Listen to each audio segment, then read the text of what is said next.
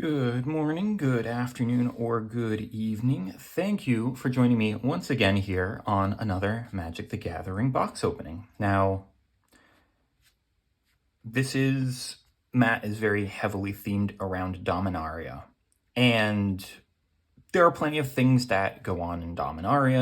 A lot of the beginning lore of Magic the Gathering takes place there, specifically around Urza and all the things that happen there. And there are tons of planeswalkers that come from there. Important characters like Karn are created there. But, there is another aspect of Dominaria that is very important that, there are characters that come from. And part of that is... Did you hear that? Oh, oh, oh, oh, oh, oh, oh. Yes, that is it. Dragons. There are dragons that come from Dominaria. You've got your Bolas, your Palladium Moors, you've got your Arcades, and you also have your Ugin. It's time for some dragons. Dragonstorm Tarkir. I think originally, maybe not a lot of people were thinking that this was going to be the it factor there, but after getting such a deluge of Universes Beyond and then getting the information that, hey, we're going to have complete sets around Universes Beyond, I think there was a good number of people that were thinking to themselves, hey, I want just my good old traditional Magic there, where it's not your secret layers, it's not your Marvel Spider-Mans or Final Fantasies that are going to be coming out. They just want their traditional in-universe sets, and Tarkir was just kind of the perfect storm for that. Pun kind of intended there. Because if you really think about it, Tarkir was an amazing block for people there. After some slow ones like Return to Ravnica and Theros there, they go to Tarkir and it's fast. You get the other three color combinations that weren't in Shards of Alara that became kind of their own big things there. And then they brought back, I think it was Onslaught's fetch lands, and it just became just a hit.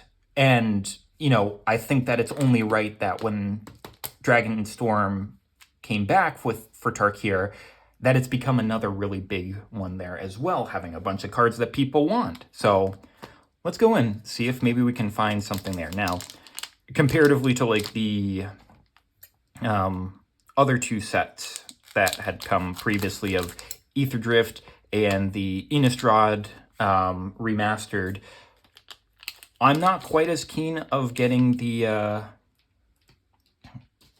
what do you call it there? The, numbered card, the Mox Jasper there. I would have preferred the Edgar Markov or the Aether Spark there. So it's even less of a want with Jasper. If it came up, I'd certainly take it, but maybe I'd probably even just sell it off to someone or somewhere there. But, if a regular wants to show up there, it'll help out the collection. So let's take a look and see what we got. We got a warrior there and a goblin. So doubling up on our red there. Kind of looking Mardu. And we're going to get here our Sipsig Appraiser, 2 and a blue, Zombie Advisor, 2/1. When this creature enters, look at the top 2 cards of your library, put one into your hand, the other into your graveyard. Oh yeah, a little bit of card draw, a little bit of putting stuff into your graveyard, nice. Osseous Exhale, trying to remember what Osseous means, maybe like dealing with salt or something. I'll have to look it up. 1 and a white for an instant with as an additional cost to cast this spell. You must behold a dragon, meaning you have to choose a dragon you control or reveal a dragon from your hand. Now, I really hope that they do have more behold mechanics in other sets there, just because I think it's a pretty easy thing to contend with, whether it's, behold, a certain merfolk or fairy, anything there. I think that it would be able to work.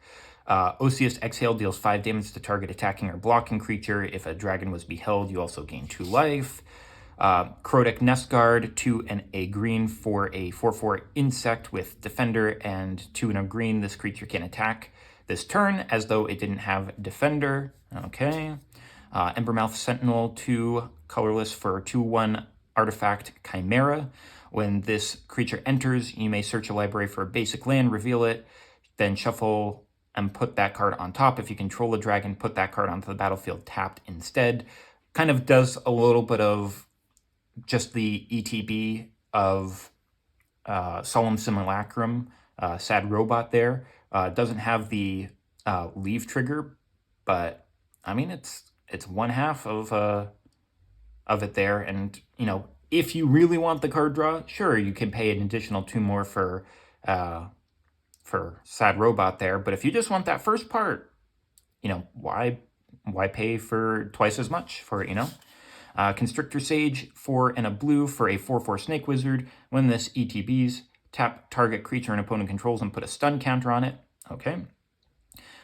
Renew, 2 and a blue. Exile this card from your graveyard, and you tap target creature an opponent controls and put a stun counter on it. Activate only as sorcery. Okay, so we'll have to see how this renew factor does. I really haven't looked at much of this set yet, just because I want to be surprised. But it looks like maybe renew just lets you pay some mana to essentially get you maybe a sorcery copy of whatever the ability of the creature does. That would be interesting there, you know, kind of getting a little bit of a Snapcaster Mage almost like from it. But I mean, if it's just going to reduce the cost like that there, you know, that's not too bad. Formation Breaker, 1 and a green for a 2/1 beast. Creatures with power less than this creature's power can't block it, and as long as you control a creature with a counter on it, this creature gets +1/+2. So it's basically just going to be a 3/3 generic creature with, you know, certain things can't block it. Okay, that seems fine. Keru Goldkeeper, 1, a black, a green, and a blue for a 3/3 dragon with flying. Whenever 1 or more cards leave your graveyard during your turn, create a treasure token. Renew, 2, a black, a green, and a blue. Exile this from your graveyard. Put 2 +1/+1 counters and a flying counter on target creature. Activate only a sorcerer. Okay, so absolutely nothing to do with its ability there, but just another, you know, renew cost there. And it is interesting there because, one, I know that the Sultai Commander deck dealt a lot with bringing cards out of your graveyard there to do things there. And this one is also good to have on the field to be saying like, oh, you know, when those cards leave, I also get a treasure, you know, essentially 1 mana to do with whenever you want. But this renew is also really, really good for that deck as well as, you know, any of these ones here, because the renew exiles it from the graveyard, meaning that it leaves the graveyard and you get whatever you want with it there. So I don't know, the renew mechanic there, along with the you know, just leaving the graveyard trigger seems like maybe a good little value engine there. Okay, getting some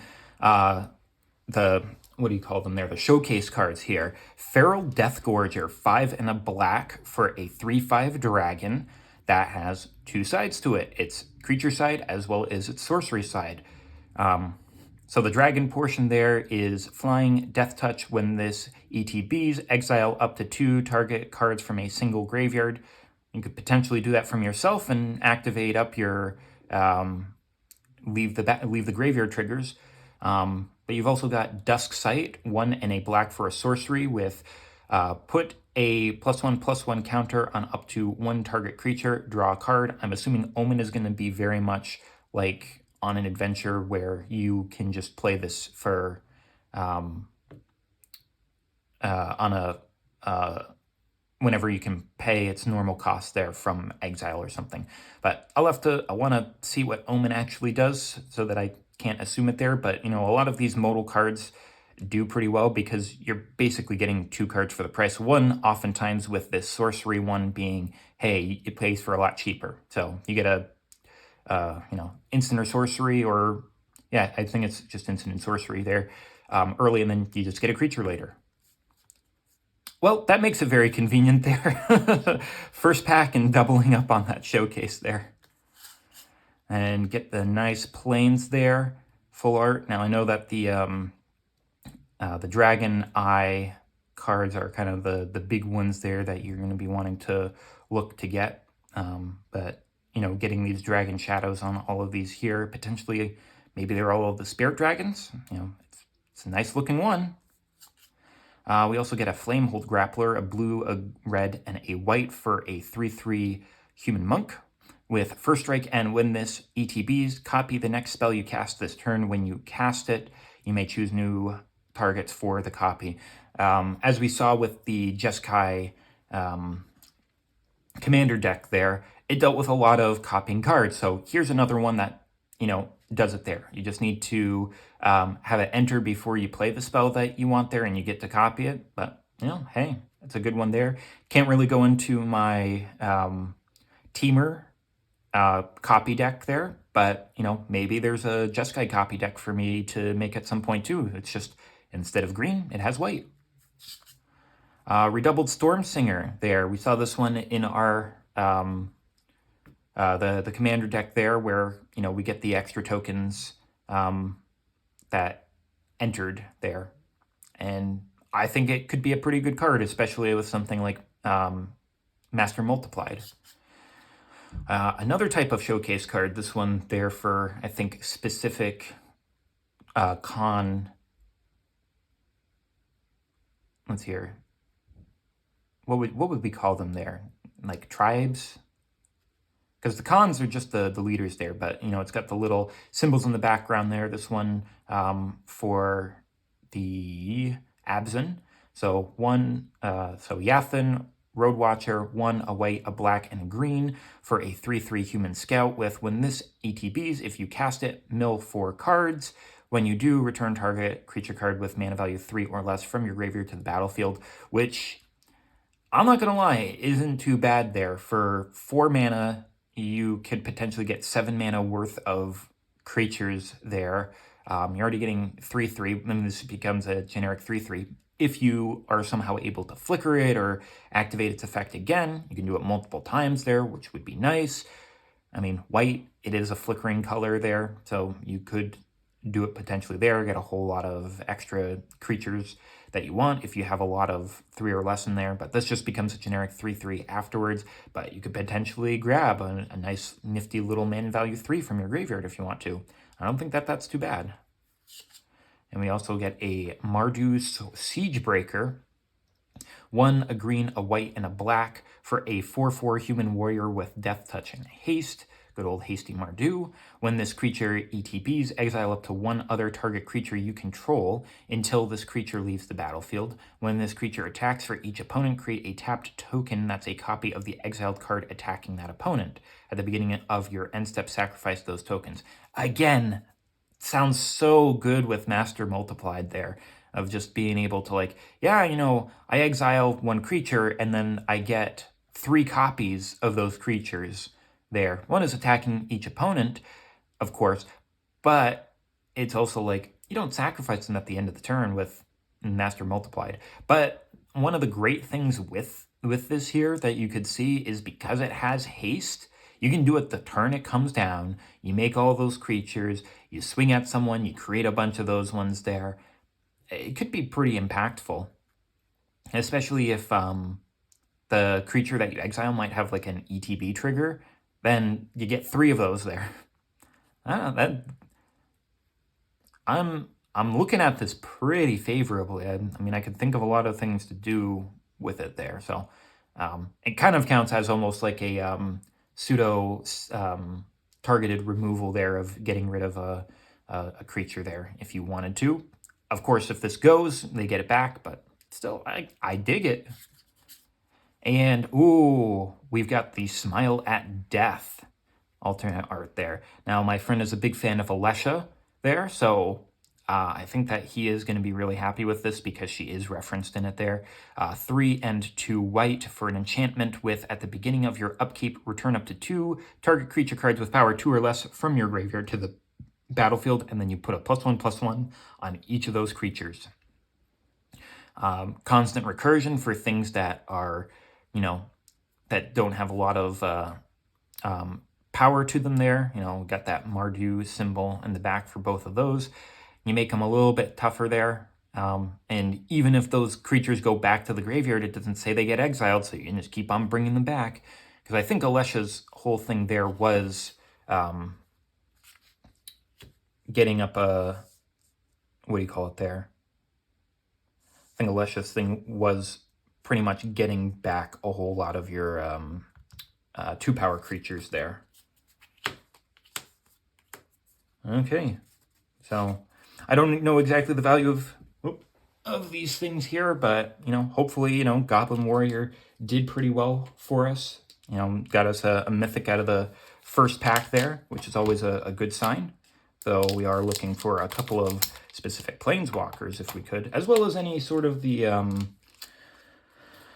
know, really special Ghostfire artworks as well. Okay, getting a little bit of Elephant, making me think a little bit of a Siege Rhino there, and a little bit of Treasure. Always can use more treasure tokens. And get a little Bearer of Glory. 1 and a white 2/1 human soldier with during your turn. This creature has first strike. You can pay 4 and a white for creatures you control, get +1/+1 until end of turn there. Not the worst thing. I mean, what is it there? It would have been better, like, if it had been a upgraded Savannah Lions, where it's like, what, 2 mana for a 3/1 on your turn that has first strike. You know, that's good to kind of attack in with. Delta Bloodflies, 1 and a black for a 1/2 insect with flying, and whenever this creature attacks, if you control a creature with a counter on it, each opponent loses 1 life. Each opponent loses 1 life off of that there with a little bit of evasion. I could see that going into something as just a little harasser. Summon Intimidator, 3 and a red for a 4/3 Yeti with reach. When this creature enters, target creature can't block this turn. And I think that this might be a reference to a card from Tarkir, if I remember correctly, but it's been so long that I can't remember exactly. We also have Temur Tawny Back, which has a little bit of, what do you call it there, hybrid mana there, for either 2 and a green, 2 and a blue, or 2 and a red, 2 or a green, and 2 or a blue, and 2 or a red. You get a beast 4/3 with, when this creature enters, draw a card, then discard a card there. Just, you know, getting a little bit of cycling going down. You do draw before you discard, so you can do this when you have no cards in your hand there. You know, it's fine, nothing spectacular there. Bewildering Blizzard, 4 and 2 blue for an instant with draw 3 cards. Creatures your opponents control get -3/-0 until end of turn. 2 mana per card draw is pretty consistent, though I think that you can get on some like regular cards there. Draw 3 for maybe 5 or something there. But if it's, you know, 2 mana to draw a card essentially there, and you know, you essentially have your opponent's creatures get -3/-0 until end of turn. You know, it's a little bit of upside, but it's a little bit expensive there. I mean, it's a little bit of a combat trick. Not too fantastic, though. 100 Battle Veteran, 3 and a black, 4/2 Zombie Warrior with, as long as there are 3 or more different kinds of counters among creatures you control, this creature gets +2/+4. Interesting, so make it just a 6/6 if you have 3 or more counters, which I don't think is going to be very hard with Sultai. You may cast this card from your graveyard. If you do, it enters with a finality counter on it, so you can get it back pretty easily there too. And it comes out of the graveyard with a lot of those other synergies there, so, you know, not too bad just having a 6/6 out there, easily getting it out there. Karakik Guardian, 3, a green, a blue, and a red for a 6/5 dragon with flying, vigilance, and trample. This creature has hexproof. If it hasn't dealt damage yet, which I learned is basically Palladium Moors from the what was it? Magic Core Set 2019.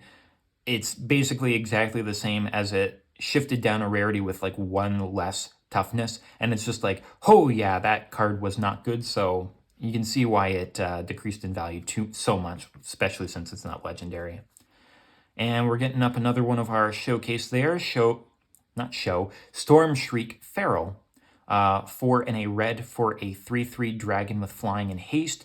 1 and a red for this creature gets +1/+0 until end of turn. And it has its Omen Flush Out Sorcery for a 1 and a red with discard a card if you do draw 2 cards. I mean, and because you're not getting rid of this, you're technically up a card at that point there. That's that's good value there for red. And we're also going to get a Durger Island Dragon, 5 and a blue for a 4/4 Flying Ward 2. Kind of generic there. Skimming Strike, 1 and a blue for an instant omen with tap up to 1 target creature, and you draw a card there. Comparatively to other ones that we've seen, this is probably not the most impactful one that I've seen. Getting a little bit of Mountain Dragons there, double-headed dragon skimming over them. Alrighty. And we should have here our Dragon Fireblade. 1 for a artifact equipment with equipped creature has +2/+2, and it has hexproof from monocolored. Interesting. Equipped 4, this ability costs 1 less to activate for each color of the creature it targets. Okay, so if it's a 3 color card, it only costs 1. For the rare 4 color card there, it costs 0, and same thing for 5. +2/+2 hexproof from specifically monocolored. I mean, there's a lot of removal that's monocolored there. That's really good because people want to be able to put it in a whole lot of stuff, so it's valued a whole lot. I could see that working out fairly well as just a protective piece that maybe makes a commander or something a little bit stronger there. We're also going to get, this is one of the commander variants that you can get from the Mardu there, Nariv. Getting that one over again there, creating up some tokens, getting some extra stuff for having different types of tokens there. So, we'll take another copy of them just in case we want to do something with it. And we're going to get a Siege. Now, I don't think that Sieges are quite as good or impactful as the ones that were in the original Tarkir that I really liked there. I think that they were part of Fate Reforged. This one here, Windcrag Siege, 1 a red and a white for an enchantment with, as this enters, choose Mardu or Jeskai. If you choose Mardu, if a creature attacking causes a triggered ability of a permanent you control to trigger, that ability triggers an additional time. And with Jeskai, at the beginning of your upkeep, create a 1/1 red goblin creature token. It gains lifelink and haste until end of turn. Now, it does seem like with a lot of these sieges that they kind of favor one of the clans there. I'm going to go with that instead of tribes. One of the clans here are favored. So it's just like both of these seem like something that the Mardu would like. Mardu are attacking in a whole lot there, and they're creating, they want more tokens there. So both of them seem like that there, even though it says Jeskai. But this Mardu of, triggering additional abilities on attacks there, this is red and a white, which goes very well with Ishin decks. So, I mean, I instantly see a home for this there. So, that'll be something to include in an Ishin deck or anything that favors, attacking triggers there, obviously. We're going to get a new land here, Kori Mountain Monastery, a land with this enters tapped unless you control a plains or an island. Okay. Tap to add a red, 3 and a red, tap and exile the top card of your library until the end of your next turn. You may play that card. I don't think that this is that bad. If you kind of get a little bit of mana flooded there, and you just need to kind of cycle through your deck there, pay that extra mana with this here. It's essentially 5 to exile the top card, but you can play it until the end of your next turn. So if you want to, you can play it during your next turn there. I think that's decent there, especially since, the enters untapped effect is kind of easy for you to gather up there. So,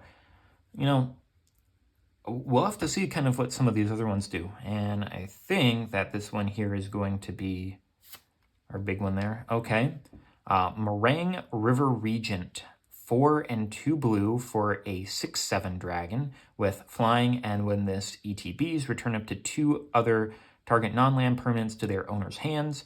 You can get rid of some things on your opponent's board that are a little bit of a nuisance for this turn, but I mean, I'm kind of looking at this of returning my own things to make ETB triggers again, and for its omen, it's 3 and a blue for draw 3 cards, then discard a card.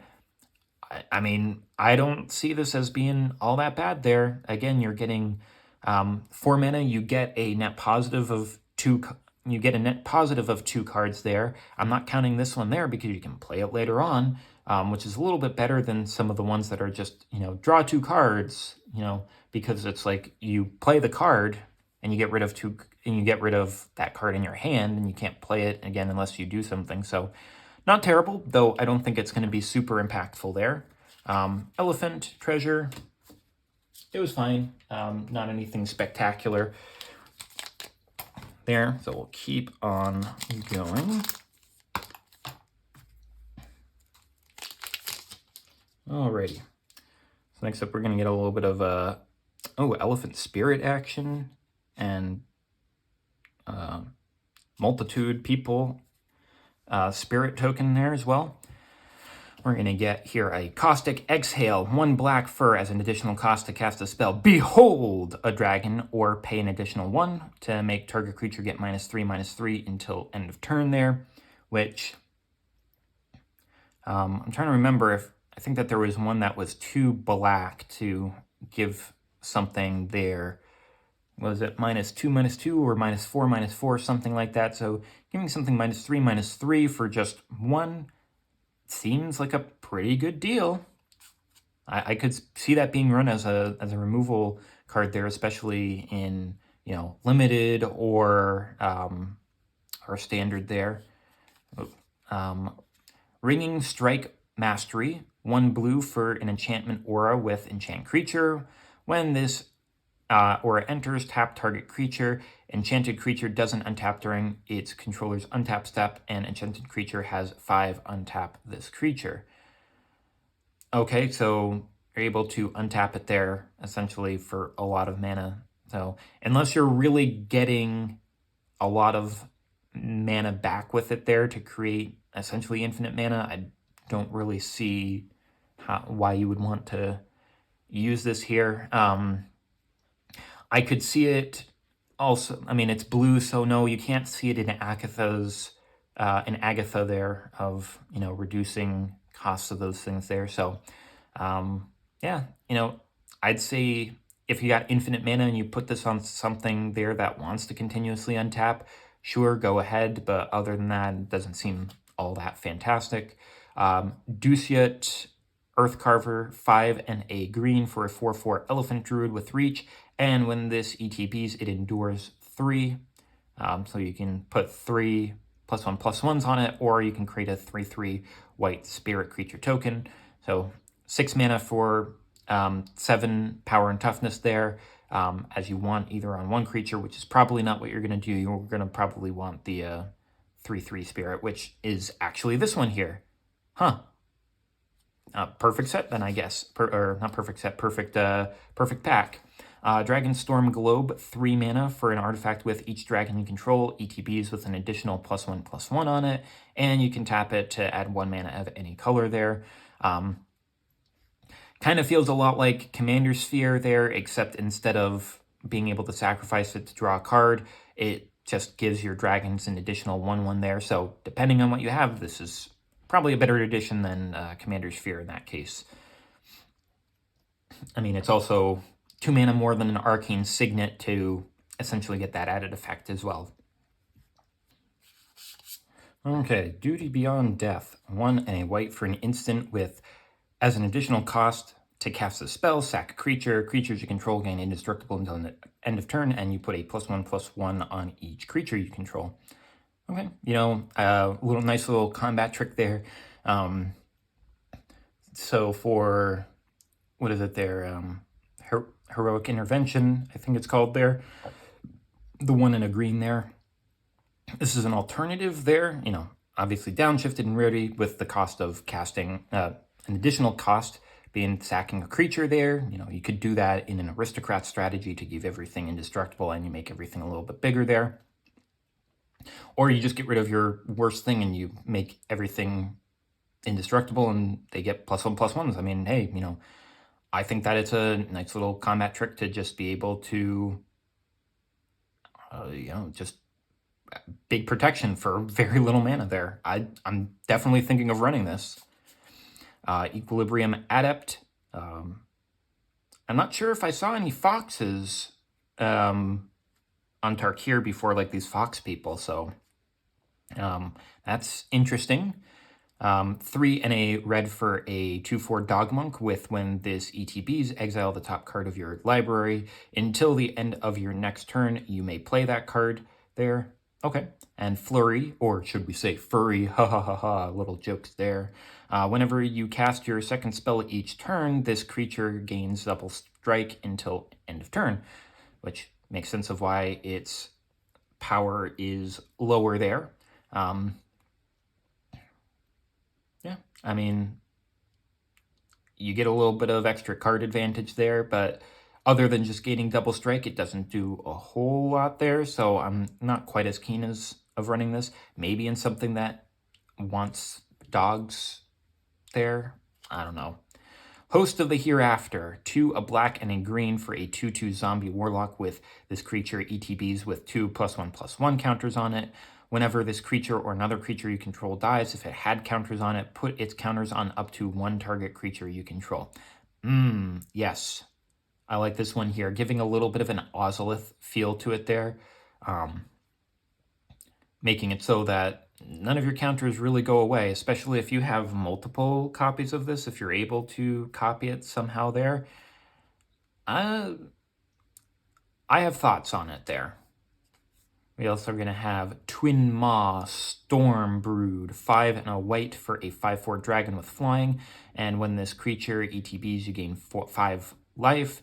And it also has Charring Bite, 2 and a red for a sorcery omen with this does 5 damage to target creature without flying. So just trying to get up that big difference. Hit something that's on the ground really hard and then potentially get it back in later, recover a little bit of life, but just essentially have a big beater on it there. Yeah, I mean, I'm not too familiar with how strong, impactful this might be in Pauper, but I mean, I could see it as a means of using in Pauper just because it's 5 damage and you get a big guy later on, but, you know, again, I don't know how quick Pauper games are.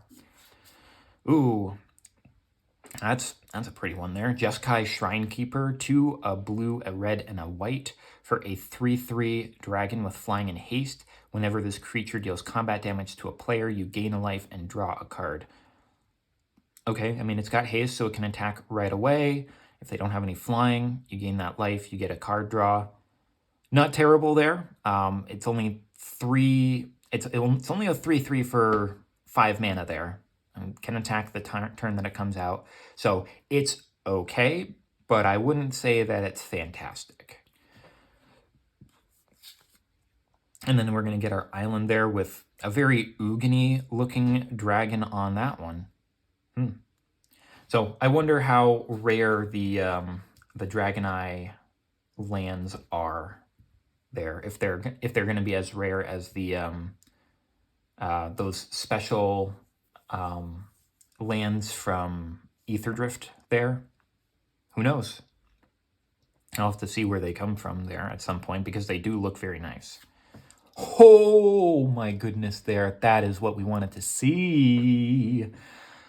It's not one of the super amazing versions, but this is still an amazing card, and it's in foil. Oh yeah. Well, 100% take this. Card number 1 because you are number 1 in our hearts, Ugin.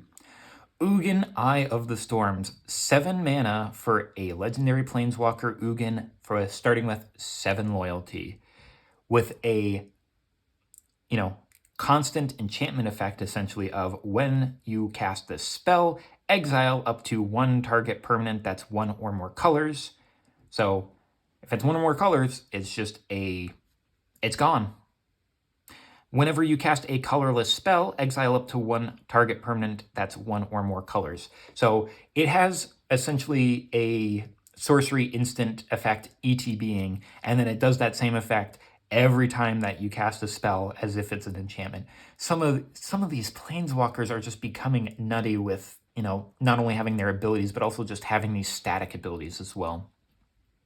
So for 2 mana, not 2 mana, for gaining 2 loyalty, you gain 3 life and you draw a card. Just more card draw. That's nice, always getting an additional, and because it's colorless, it can go into any deck there. Though, you know, you kind of want it to be in a colorless deck to make use of that one there. Or for 0 loyalty, you just get 3 additional colorless. So, you know, for essentially 0, you get, what is it there? Thran Dynamo there.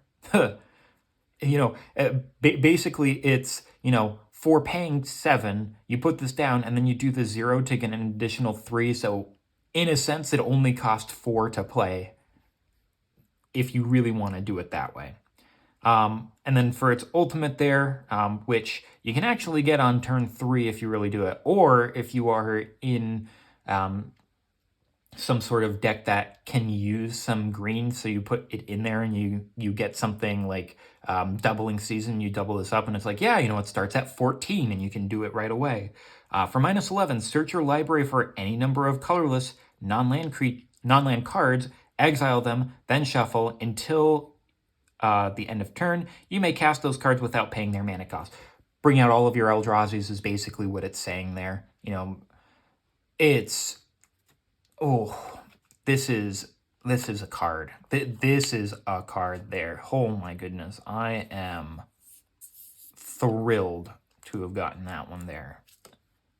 We love you, Ugin. Like, you know, if we can get more of that there, if we can get the Elspeth there, I'm happy. I'm already happy with that just there. And we're also going to get Zenith Festival there, which we got in the commander decks there. Playing a number of extra cards there on your turn. Every single one that we've gotten so far for the commander decks has been red. Interesting. We're also going to get Sirach, the old Khan, in Khans of Tarkir, but no longer. He was a big hunter for Atarka, and it looks like he's serving the new Khan now. Still has the bear that he punched, though. 2 and a green for a 4/3 legendary human warrior with this can't be countered, kind of like his original version. This also has trample, which I think his original version also had. And whenever a creature you control or a creature spell you control becomes the target of a spell or an ability an opponent controls, draw a card. So, you know, if they're trying to get rid of something, you can essentially replace it afterwards. Not too bad. I mean, again, it's only 3 mana it's a 3 mana creature that can't be countered. Has a high enough power that it triggers off of all of the teamer stuff of having 4 power or greater. 4 is decently enough with trample there, and, you know, getting more card draw just because your opponents are like, yeah, you know, we don't like that thing. That's not too bad. Oh, and here's another one here. A Game Ender. Call of the Spirit Dragons. Man, this pack was awesome with its dragons. 1 white, 1 blue, 1 black, 1 red, and 1 green for an enchantment with dragons you control have indestructible. I wonder why Tiamat has spiked up so much in price with, you know, some of these cards in there. I wonder why, you know, pulling out 5 dragons, any dragons that you want, and putting them onto the battlefield would be fine. At the beginning of your upkeep for each color, put a +1/+1 on a dragon you control of that color. And if you put a +1/+1 counter on 5 dragons this way, you win the game. Nice! What a pack. What a fucking pack. I mean, like, I'm not sure if, like, we have to get something, like, crazy to beat this pack here. I'm going to take a stab at this is probably going to be the most expensive pack that we have in here, just because of those 2 cards there. You know, we could get a super amazing card. Never know. Like, it's one of the Dragonfire cards there. So yeah, you know, we're just making more value off of this one pack. Narset, Jeskai Waymaster. 2, a red and a white for a 3/4 legendary human monk with, at the beginning of your end step, you may discard your hand. If you do, draw cards equal to the number of spells you cast this turn. I mean, it's it's another good card there, you know, just storm off, and then you're just like, oh yeah, I don't have any more cards in my hand. So, you know, at the beginning of my end step, I cast all of these cards and I have nothing left in my hand there. So, you know, why don't I just refill up my hand afterwards? That would be so terrible. Like, my goodness, like three mythics in that one there. Holy, like, spirit elephants, spirit people, we like you. Like, thanks. Thanks for coming around there, like, Earth Carver. We really appreciate it. Like, that's what we kind of want. Like, if you can keep on doing that on all the packs, come on. Like, what do I have to slip you? Do I have to, like, be like, here's a Benjamin, let me get some more of those types of packs there? Because I would do that. Another spirit there. This time being very Anafenza-like with all of the leaves there, and getting another spirit there. All of these spirits here. There must be a lot of spirits that come out from different creatures there. Humbling Elder, 1 blue for a 1/2 human monk with flash, and when this ETBs, target creature and opponent control gets -2/-0 until end of turn there. I mean, I just like the concept of it there. It's not a fantastic card, but, you know, it's just kind of funny. Some of the old lands there, Dismal Backwater, gaining a life for the double land there. Ooh, and the adorable Rescue Leopard. This is such an adorable card there. Like, you can't look at this and say, like, you wouldn't want one of these. 2 and a red for a 4/2 cat with, whenever this creature becomes tapped, you may discard a card. If you do, draw a card there. You know, just doing a little bit of looting there. You have to have a card to discard in order to draw. It's just a cutie. I mean, what else can you say? We're also getting Twin Bolt there. 1 and a red for, it deals 2 damage divided as you choose among 1 or 2 creature, not creatures, but targets there, so you can hit face if you want to there. Shocking Sharpshooter, 1 and a red for a human archer with reach. Whenever another creature you control ETBs, this creature deals 1 damage to target opponent. If only that had been each opponent there, this card would have been nutty. Like, with the amount of tokens that you generate with Mardu, oh my gosh, this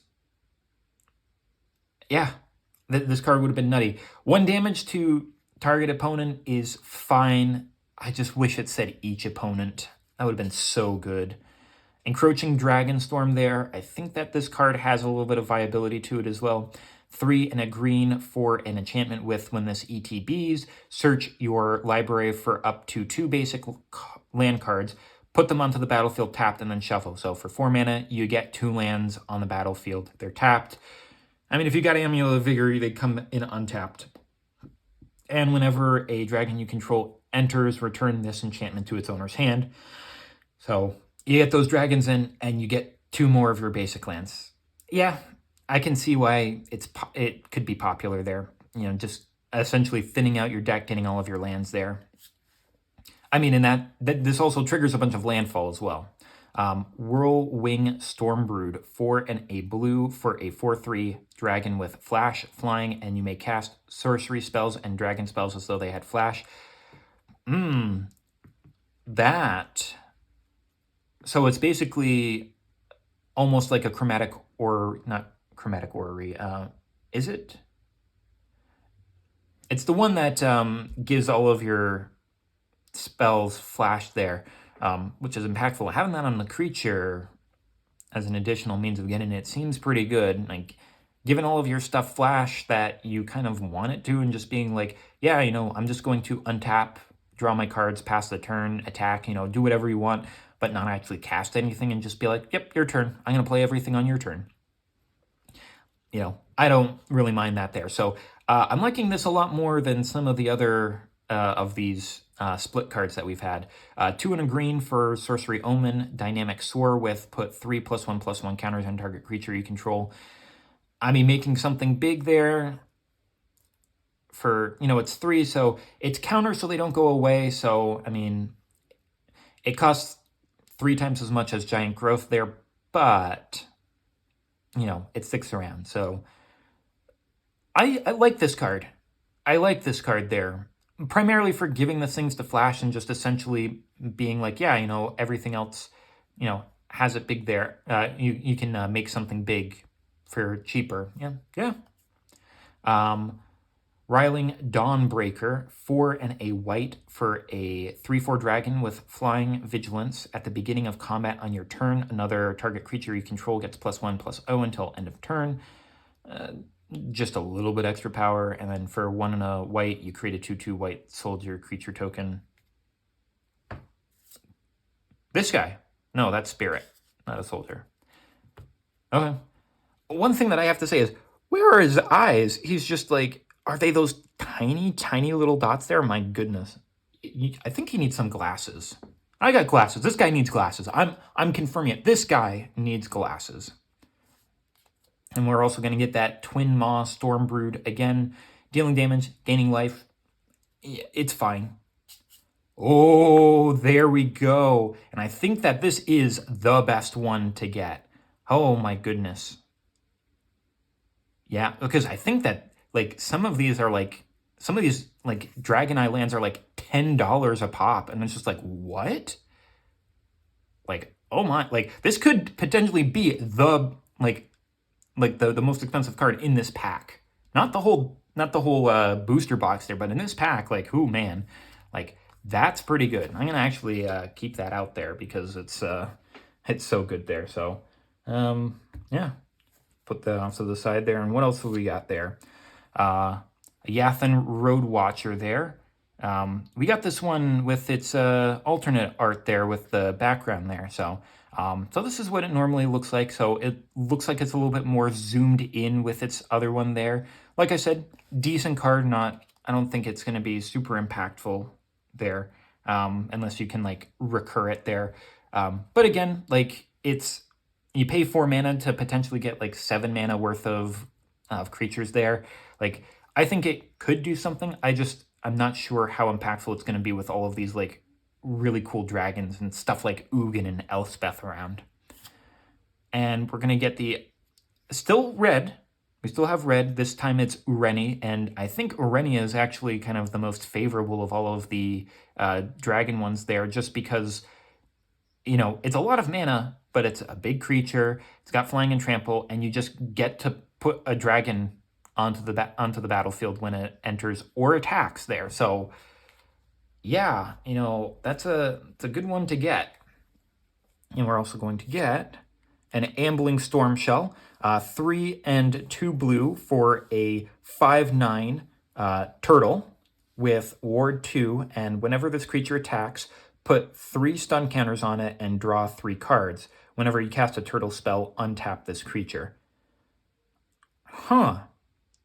I kind of like this, because it is just the whole, it's hard to get rid of because it's got the Ward 2, and it's got the 3 stun counters on it. But if you play this in something like, what is it, the David Tennant Doctor, which one is that? Is that 11 there? Is that 10 or 11 with, going through a whole bunch of upkeeps there? You just remove it there, so even if you don't play turtles there, it's just oh yeah, I do that, and then I'll attack with this and draw my 3 cards. Drawing 3 cards just for attacking seems kind of busted, if you ask me there. So I don't think that this is super amazing. I don't think it's going to really do all that much in standard or modern, anything like that. But just as a fun little commander trick there, I think that one's really fun. I want to definitely use that. I mean, I could see about what is going to be a turtle tribal deck. What's that going to be like? But, I don't know. It feels fun. It feels fun. That's the primary thing. Oh, and we're going to get another Smile at Death, another Alesha there. Maybe I mean, since it's the same artwork as the foil one, if my friend is really looking for the things there and he doesn't have it, I don't mind trading it to him there. So, doubling up on there, getting more mythics. It would be nice to get other artwork there or just other cards in general, but, we'll take what we can get. And our last card of the pack is going to be a Winter Night Story. So, yeah, honestly, I think that this land here is going to be our most expensive card in this. 3 and a blue for a sorcery with draw 3 cards, then discard 2 unless you discard a creature card. This feels a lot like some of those other ones, like Compulsive Research. Compulsive Research, I think, was getting rid of a land, I believe. But yeah, it's such a good value there. It's like, yeah, for 3 mana, you draw 3 cards, and this is so heavily like creature based with all of its dragons. It's like, yeah, just discard 1 dragon, you get to keep the other cards there. And the big thing is you can harmonize it to play it again. Like, I think that this is going to be it's not anywhere near like Treasure Cruise there or, anything like that, just because Treasure Cruise was just broken in and of itself there. But it's just like for 3 mana, you draw 3 cards with a net value of 2 essentially there.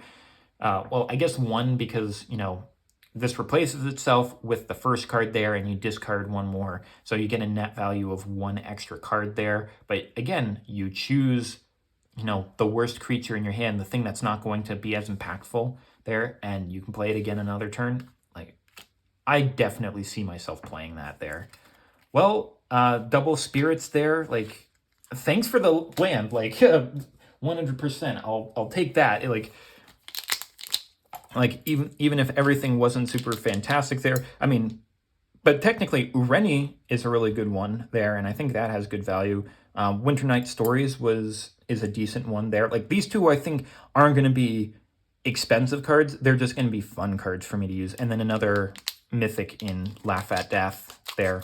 I don't know. It was another decent pack there. Reliquary Dragon there. I wonder what this one gets made off of there. Because I know that there's a Sarkhan, but I don't think Sarkhan makes these dragons. It's a colorless dragon, too. I'm interested to see where this comes from there. Reliquary Dragon and another regular dragon there as well. Double dragon. Double dragon. Playing some video games now. Gonna get a little bit of Lightfoot technique. 1 and a white for an instant with put a +1/+1 counter on target creature. It gains flying and indestructible until end of turn. That's not too bad for a technique there. Undergrowth Leopard, 1 and a green for a 2/2 cat with vigilance with pay 1, sack this creature, destroy target artifact or enchantment. I mean, hey, putting that on a creature and, sacrificing it when you don't need it there to get rid of something there, especially artifacts, especially enchantments, a little bit harder to get rid of. It's only 1 color too, so you can put in other things. I like it there. Alesha's Legacy, another reference to Alesha. That's nice. 1 and a black for an instant with target creature you control gains death touch and indestructible until end of turn. That's a nice little combo trick there. It's too bad that because it's black, you can't put it into something like Feather there. But if you have something red and black and you play this on like Zada Hedron Grinder there to give it to everybody else as well, that would be interesting. Sagu Wildling. Now I remember Sagu being in the Teamer stuff there. 4 and a green for a 3/3 dragon with flying, and when this ETBs, you gain 3 life. Kind of meh, bleh. For 1 green, Sorcery Omen, search your library for a basic land, reveal it, put it into your hand, then shuffle. That's not too bad, but I mean, in limited, I would play this there because it's, thinning out the deck, getting your extra basic lands there. You gain a little bit of extra life, and it's just a 3/3 flyer. It's something. It's 2 spells on 1 there. A lot of those ones are good in there. In limited there. Whale of War, 2 and a black for an instant with choose 1. Creatures target opponent control get -1/-1 until end of turn, or return up to 2 target creature cards from your graveyard to your hand. I mean, both of these have their uses there. Get rid of really small tokens that your opponent has there. A lot of their 1/1s. Or, you know, for 3 mana, you get to pull 2 creatures back from your graveyard to your hand. That could be impactful there. I like it as like a quick kind of easy little thing, especially since it's got multiple modes there. The Roiling Dragonstorm, 1 and a blue for an enchantment. When this ETBs, you draw 2 cards and then discard a card, and when the dragon enters, you can return this to its owner's hand. Again, like, these Dragonstorms seem kind of nice there with their just recursiveness of basically doing an instant, or, well, in this case, enchantments are sorceries.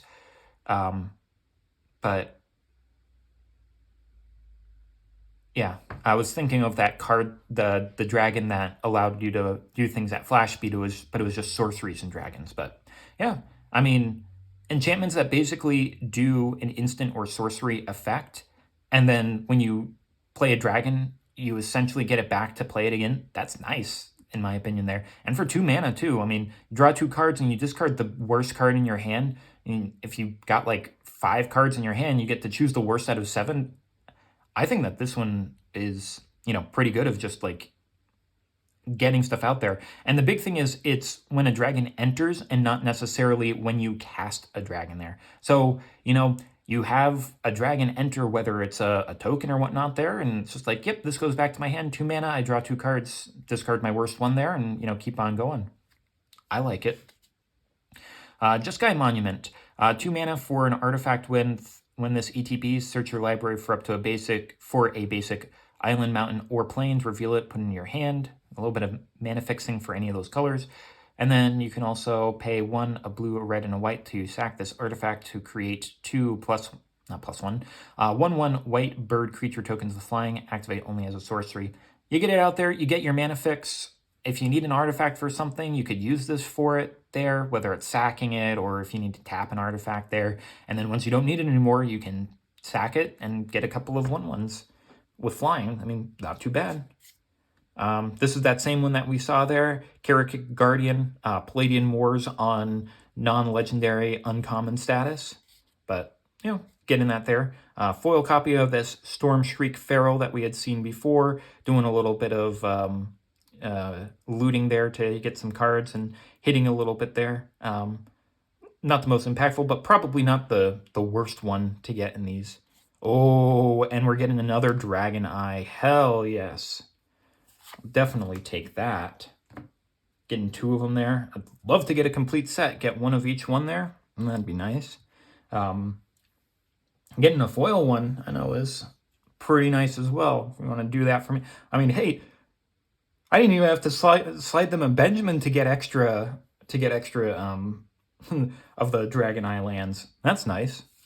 And we're also going to get a Sinkhole Surveyor, 1 and a black for a 1/3 Bird Scout flyer with when this creature attacks, you lose a life, and this creature endures 1.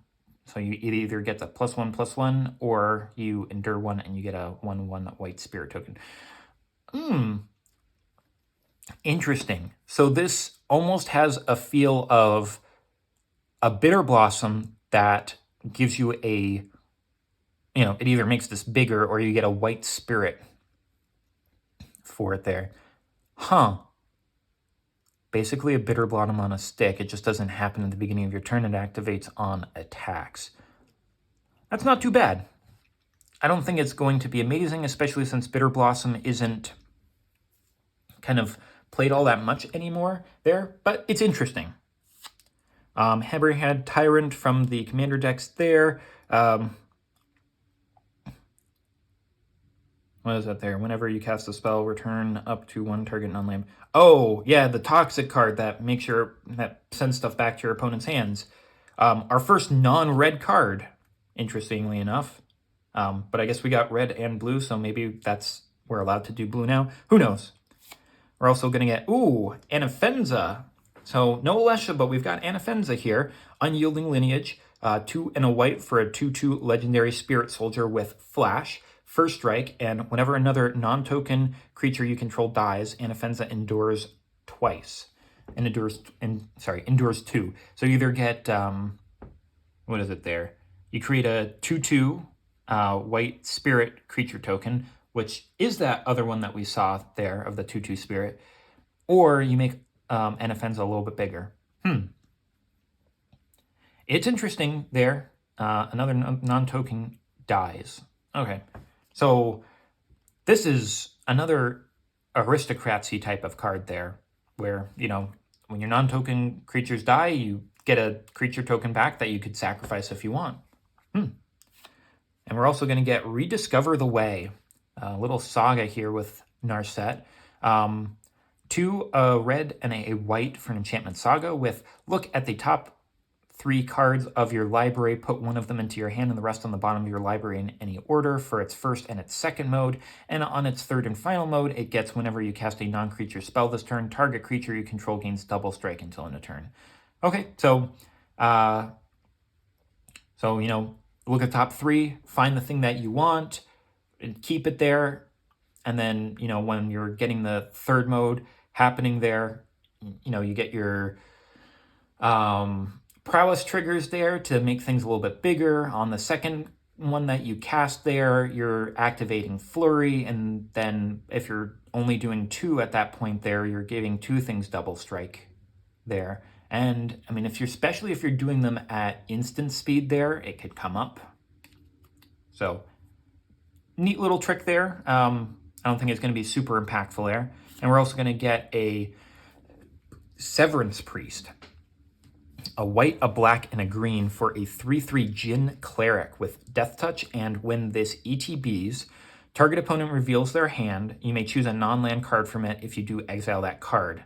When this creature leaves the battlefield, the exiled card's owner creates an XX white spirit creature token where X is the mana value of the exiled cards. Okay, so that's what that XX spirit was. It's for your opponents.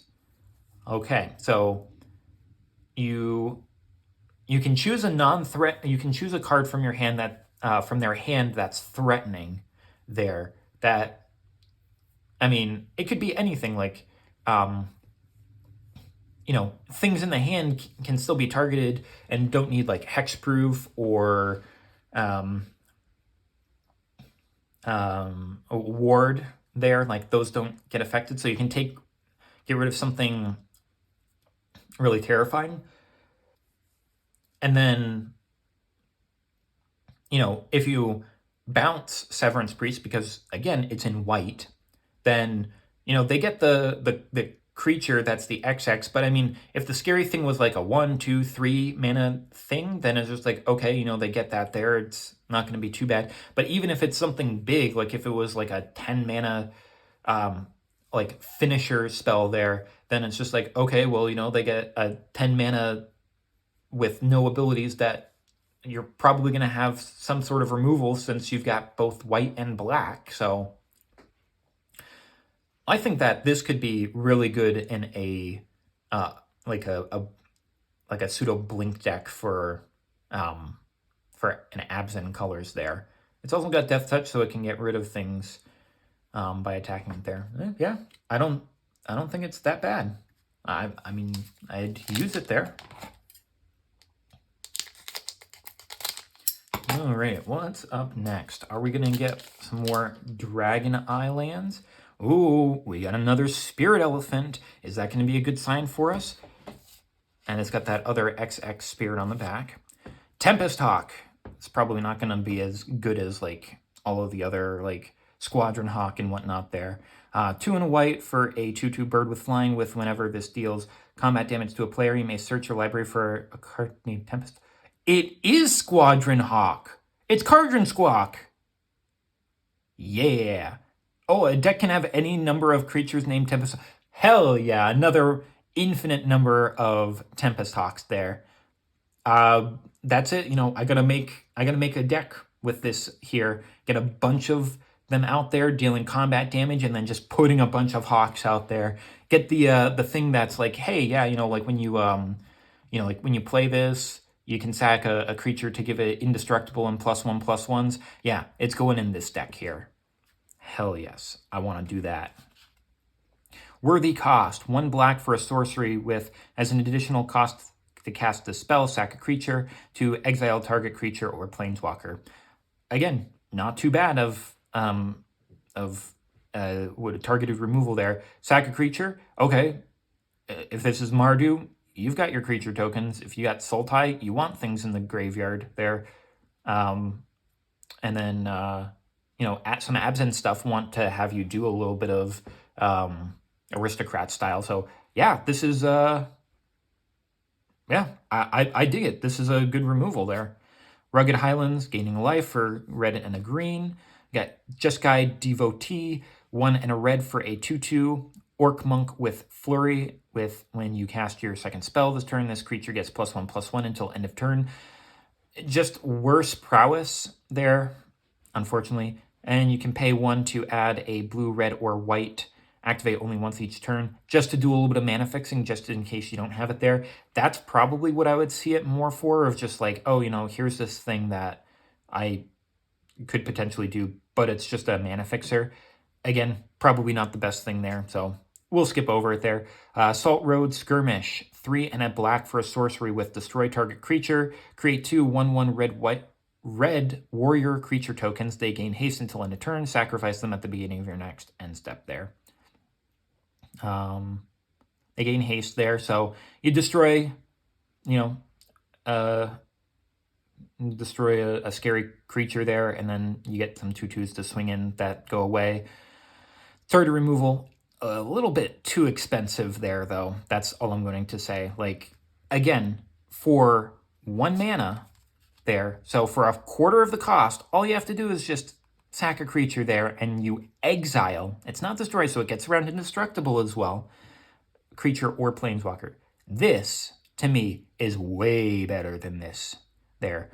Again, like, Master Multiplied, you could potentially get, more of those red. You get to keep those tokens there. I'm running this over this pretty much every single time there. Sun Pearl Kirin, 1 and a white for a 2/1 Kirin with flash and flying, and when this ETBs, return up to 1 target non-land permanent you control to its owner's hand. If it was a token, draw a card. So if it's a token, you get to draw a card, or if you're targeting something that you have, target that thing with an ETB trigger, and you get that ETB trigger again. Really, really nice. I like it. Glacial Dragon Hunt, a blue and a red for a sorcery with draw a card, and then you may discard a card. When you discard a non-land card this way, Glacial Dragon Hunt deals 3 damage to target creature. Harmonize, you may cast this card from your graveyard. For its Harmonize cost, you may tap a creature you control to reduce that cost by X, where X is its power, then exile this spell. Harmonize cost is a little bit more than I would have hoped. I would have, if it was 3 and a blue and a red, I would dig it there. 4 makes it a little bit more expensive there. But yeah, drawing a card, discarding it, and then dealing 3 damage there. It really is worth a blue and a red. Pay 1 blue to draw a card. Yeah. And you discard a card in it there, and sort of like, but 1 red to deal 3 damage, that's Lightning Bolt. Like, this is essentially, get a better card in your hand, or keep the best card in your hand there, and you deal Lightning Bolt at the same time there. 2 cards in 1 almost there. I don't know how much that this would actually be played, but I could see myself using this in like a commander game. A little bit of Durgar Island Dragon there like we had before. Like I said, it doesn't really impress me all that much. It kind of just super generic with its word 2. And we're also going to go get a Boulderborn Dragon for 5 mana. We'll get a 3/3 Artifact Dragon with flying vigilance, and whenever this creature attacks, surveil 1. Interesting. It's not fantastic, but it's interesting. And for our land, we're going to get a swamp. Okay, so what is that there? Now we have... did we really get a mountain and an island for these ones here, and then we got a mountain and island Dragon Eyes? Interesting. Oh, I'll never put these away there. Huh. Okay, get that swamp dragon out there. Oh, yes. Oh yes, we're getting all of the big ones today here. Elspeth, Storm Slayer. Oh, this is a good box. I don't know what to say. Another Ureni. We got an Ugin. We got a Call of the Spirit Dragon there, and what else do we get? The Narset in that Dragon Fire there, and then we're getting an Elspeth. Oh my goodness! Like, it's a good box. 3 and 2 white for a legendary planeswalker Elspeth with 5 starting loyalty. With if one or more counters would be created. It's not counters. One or more tokens would be created under your control. Twice that many of those tokens are created instead. It is parallel lives on a planeswalker static ability. It's so good. It's so good. Its +1 is creating a 1/1 white soldier creature token, except it's 2 there. For 0 loyalty increase there, you can put a +1/+1 on each creature you control, and they gain flying until end turn there. Yes. And for 3, which you can do on the first turn, because it only has 5, destroy target creature an opponent controls with mana value 3 or greater. That big scary thing, it's gone. Thank you. Thank you, box. This is what we want to see. Ugin and Elspeth there. Look at that. Like, that's the type of box that you want to get there. I mean, sure, you could get the numbered Mox Jasper there, or you can get a ton of Dragonfires there, but like, it's hard to like deny getting those two and not being excited. All right, so we're also going to be getting there Broodcaller Scourge there from our good old commander decks there. Dragons dealing combat damage. You can put a permanent from your hand onto the battlefield with mana value less than the damage that you dealt. Not too bad, not too shabby. We'll take that there. You know, multiple dragon decks that we can use. We're also going to get a Lotus Light Dancers, 2, a black, a green, and a blue for a 3/6 Zombie Bard. Interesting. I wonder how they are about seducing random stuff there. Has lifelink. When this creature ETBs, search your library for a black card, a green card, and a blue card. Put those cards into your graveyard and then shuffle. Okay, fill in your graveyard up with specific things. That could be pretty good there, especially depending on if they interact with the graveyard or leave the graveyard really easily. Also getting a United Battlefront. 3 and a white for a sorcery with look at the top 7 cards of your library. Put up to 2 non-creature, non-land permanent cards with mana value 3 or less from among them onto the battlefield. Put the rest on the bottom of your library in any order. So look at the top 7 and 2 non-creature, non-land permanents. So that's battles, that's artifacts, that's enchantments. I think that's it. So you got to be running a very specific type of deck for this one to work there. But essentially, I mean, and they have to be mana value 3 or less. So you have to be very, very specific. I can see that this is trying to be Collected Company because it's the same mana value except with white instead of green. They're both looking at 7 cards.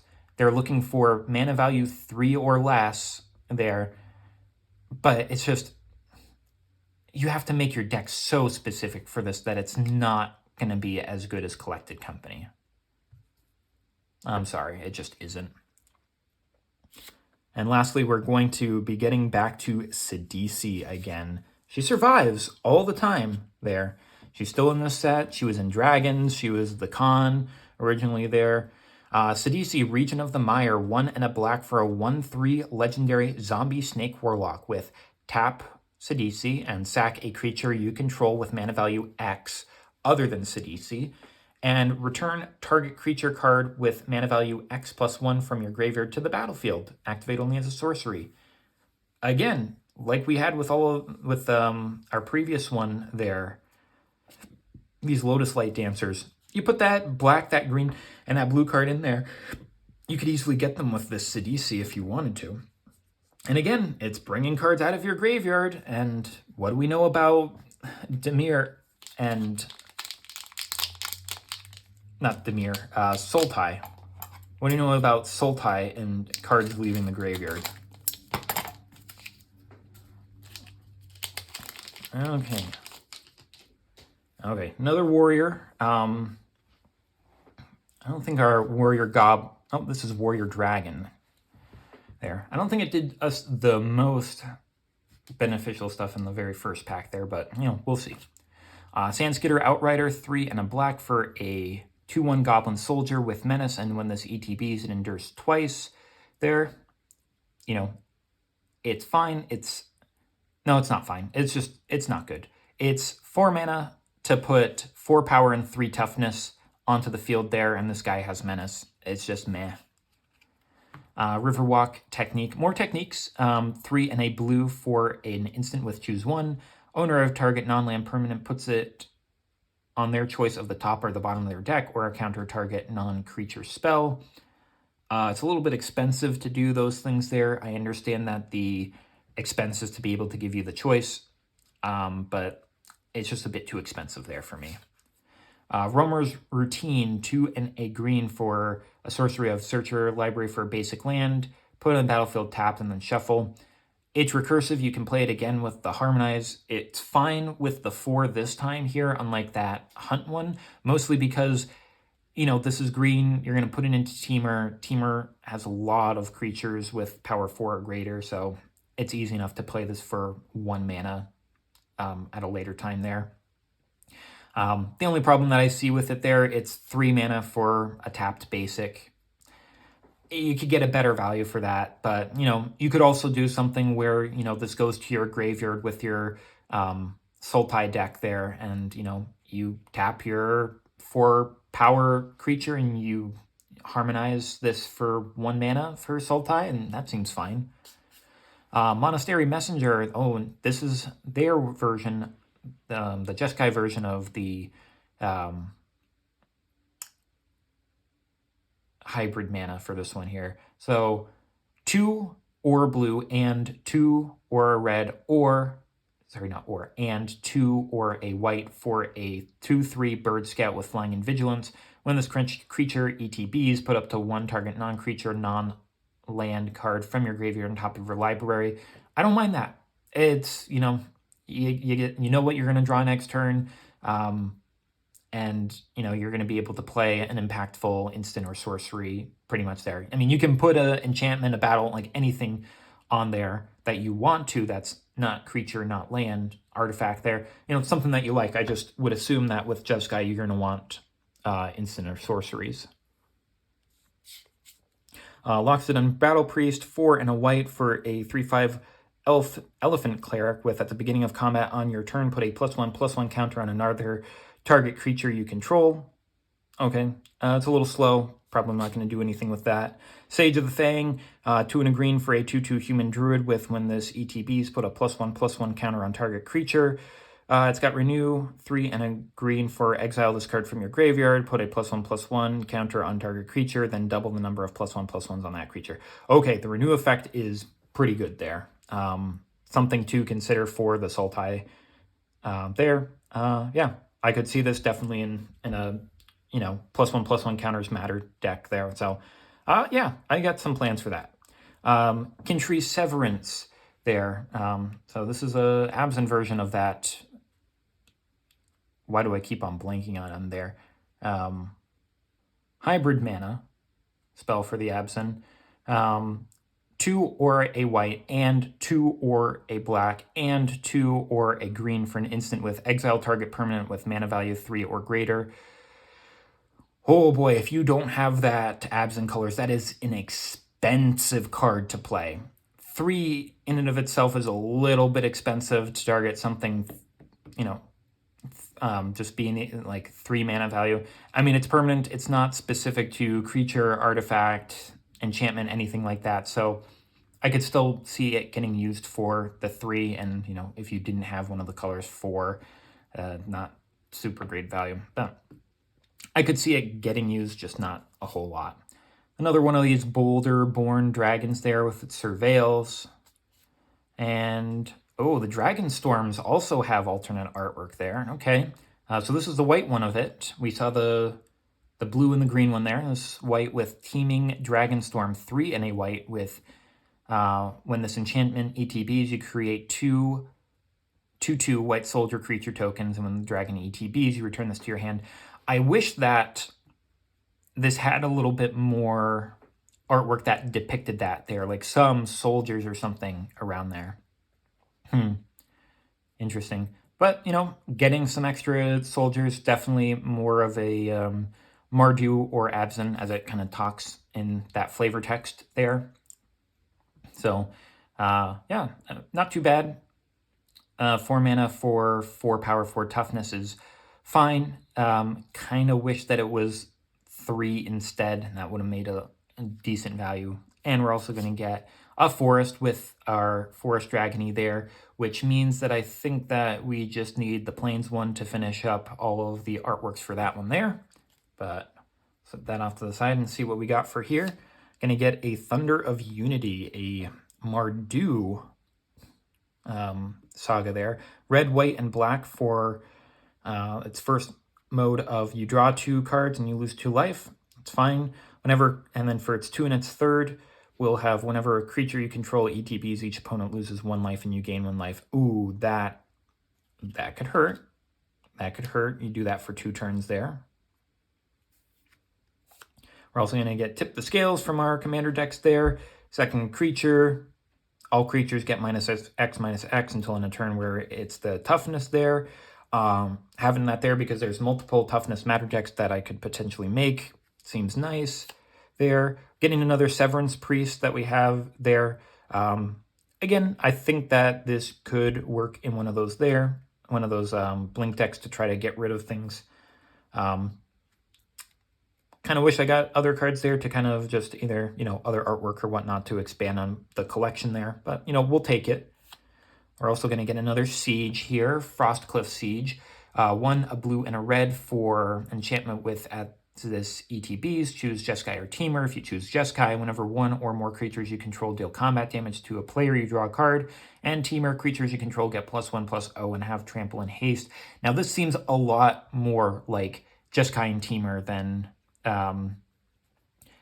the other ones that we've seen so far, which is, I think the black-green one was a lot more Sultai there, and the red-white one was a lot more Mardu flavored there. So it's a lot more balanced there, and I do like the whenever, I mean, you only get to draw essentially 1 creature because it's whenever 1 or more do it there. Or you can just go bigger damage, but, you know, you constantly have haste as well. More damage, trample, haste, not too bad. And for our final one, we're going to get...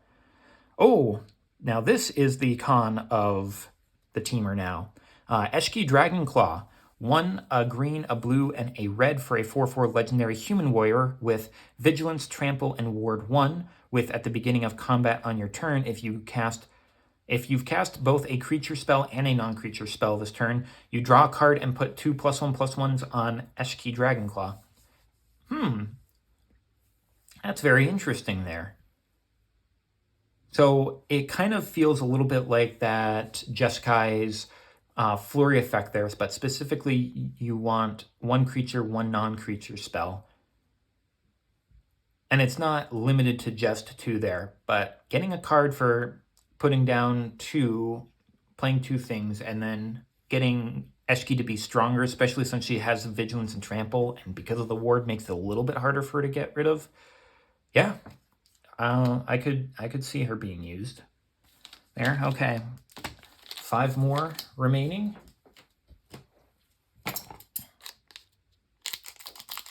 see if we might be able to get 1 more big hit. That would be really nice. Okay. Windscarred Crag, red, white, gain 1 life. Durgar Island Dragon, just its regular artwork there. Ereshine Sunshield, 3 and a white for a 3/4 human warrior. When this enters, exile up to 2 target creatures from a single graveyard, little graveyard hate. And you can tap target creature by tapping this with a white. Okay. Fire Rim Form, 1 and a red for an enchantment aura with flash. Enchant creature, when it ETBs, enchanted creature gains first strike until end of turn, and then it permanently gains +2/+0. You know, it's a little combat trick there that it's just Good old classic Mardu nomad outpost that enters tap, but when it untaps, it provides one of the 3 colors for you. Strategic Betrayal. 1 and a black for a sorcery with target opponent exiles a creature they control and their graveyard. Big graveyard hate. Exile their entire graveyard. They choose which card that they exile on their field. If they've only got 1 or they've got just a couple that are really, really good, they got to get rid of one of them there, and then everything in their graveyard, which probably is never going to get back. I mean, I think that this is a really good graveyard hate card.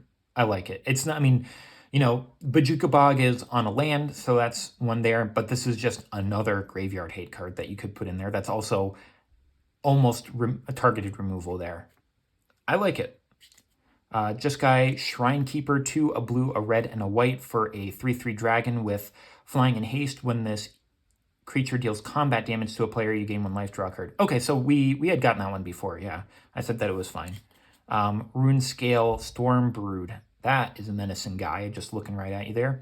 3 and a red for a 2/4 dragon with flying. When you cast a non-creature spell or a dragon spell, this creature gets +2/+0 until end of turn there. A little bit more focused prowess there. And then 1 and a blue for an instant omen with counter target spell with mana value 2 or less. Now this is a good one here. This is a good one. It's a free counter spell in your, not a free counter spell, but you know, it's a counter spell that has an additional use afterwards there. Sure, it can only hit things that are 2 mana value or less, but you know, a lot of the things in like standard and whatnot there are going to be like that. And afterwards, you know, for the 4, you get your dragon. And then when you're playing your non-creature spells, when you're playing your dragon spells, you're hitting them for a little bit more. I like it. I like it. And then we're getting that other version of the Sagu Wildling. This one is a lot cuter than the other one that we had there. So I definitely prefer this version of it. I don't know, again, how much I would play it there per se, other than like getting in limited. Oh, there we go. And we're going to get the white eye now. Okay, so we've got three eyes so far. If we can get some more, that would be perfect there. We're also going to get a Stillness in Motion, 1 and a blue for an enchantment with, at the beginning of your upkeep, you mill 3 cards. Then if your library has no cards in it, exile this permanent and put 5 cards from your graveyard on top of your library in any order. Okay, I'd rather this Thassa's Oracle, you know, do some, or Laboratory Maniac and just win. But, you know, I could see this better in more of like a Sultai thing where you're, at the beginning of your turn, you're just milling 3 cards, you get more stuff in there for, you know, delving away. But, okay, getting another one of those commanders there, Shiko and Narset, though, like I said, for whatever reason, Narset looks really, really old in this one here. Yeah, she looks, for some reason, she does look a little bit younger. She looks younger in this one than she does in there. That's just probably the artist, but I don't know. It's a fine card with, you know, the second spell that you cast, you either copy it or you draw a card. I mean, I think that it's fine there. I think that was a good card there that I just saw. I'm not sure if you saw it there as well. Dragonologist, 2 and a blue for a 1/3 human wizard when this creature enters, look at the top 6 cards of your library. You may reveal an instant or sorcery or dragon card from among them and put it into your hand. Put the rest on the bottom of your library in a random order there. Yeah, you know, get the best thing again from it there. It's on a stick. Untapped dragon you control have hexproof. Yeah, that's nice there. It kind of gives it a little bit of that. Oh, I'm trying to remember Ojitai, blue and a white, the Dragonlord Ojitai, which had hexproof as long as it was untapped there. Yeah, especially if something has, if your dragons have vigilance there. Yikes. Warden of the Grove, a Hydra. 2 and a green for a 2/2 Hydra with, at the beginning of your end step, put a +1/+1 on this creature. And whenever another non-token creature you control enters and endures X, where X is the number of counters on this. Oh, that is interesting. Oh, yeah. I like this one here. You make it really big with its +1/+1 counters, and then You get the thing to endure to make really big things or make that one thing really big. Yeah, yeah. I like that. Ooh, it really goes really well with that Sultai card that doubles the number of counters on something. You double the stuff on this. Ooh, I like that. And the card that I saw, just the briefest of outlines for that I think is good. Oh my goodness. Oh, this dragon scale pattern on it there. What the hell? Yeah, this, oh my good, like, these packs. Oh my God. Yeah, these packs on this one here are the stuff. Oh my God, Arid Mesa there. Getting that little patterning on it. Fetch land. Like, I know that these things are going to be sought after there. Oh my goodness. Yeah, a fantastic pack. Another fantastic pack there with, I mean, yeah, it's like, oh, we got Shiko and Narset. We got this guy I liked. I liked my Dragonologist there. The Stillness in Motion is okay there, but this, oh my God. Thank you, Elephant Spirit. The Elephant Spirit giving us this good stuff. And they also gave us the planes, I think, there. I think that was this pack here. I'm just like, I can't even remember just because I'm like looking at this. Another Reliquary Dragon there. If you could give me more of those, I'd be happy. Swiftwater Cliffs, blue-red land, gain a life. Kin-Tree Nurturer, 2 and a black for a 2/1 human druid with lifelink. When it enters, it endures 1. Fortress Kinguard, 1 and a white for a 1/2 dog soldier. When it enters, endure 1. Again, It's a little bit better than this one, I think. This one has lifelink on it there, but this one has a little bit more defense. There, costs 1 less. Chempy of Doosan, 2 and a green for a 4/2 human warrior with trample with renew, 1 and a green to exile it from your graveyard to put a 1/1 counter on and a trample counter on target creature. Okay. Ooh, you do it with your Warden of the Grove there? Yeah, give it trample as well. Iridescent Tiger, another pretty cat. 4 and a red for a 3/4 cat with, when this enters, if you cast it, you add Wooburg. It just refunds itself, and then you can play something interesting like Call of the Spirit Dragon. Who knows? I don't know. It's a funny card. Ooh, one of my friends and I, we had a joke idea for a deck based around Chromanticore. So it's just like, yes, you can play your Tiger into playing Chromanticore, or you play your Tiger, you get this mana there, and then you can bestow Chromanticore on top of this here. That'd be funny. I want to try to do that with them. Inspirited Vanguard, 4 and a green for a 3/2 human soldier with, whenever this creature enters or attacks, it endures 2. When it attacks, that is a good one there. When it enters or attacks, those are good. So this is much better than the other ones that we said, even though it's a lot bigger there. Rakshasa's Bargain, a Sultai version of the hybrid mana there. 2 or a black and 2 or a green and 2 or a blue for an instant with, look at the top 4 cards of your library, put 2 into your hand and the rest into your graveyard there. Again, good. For 3 mana, you're drawing 2 cards, putting 2 into your graveyard there.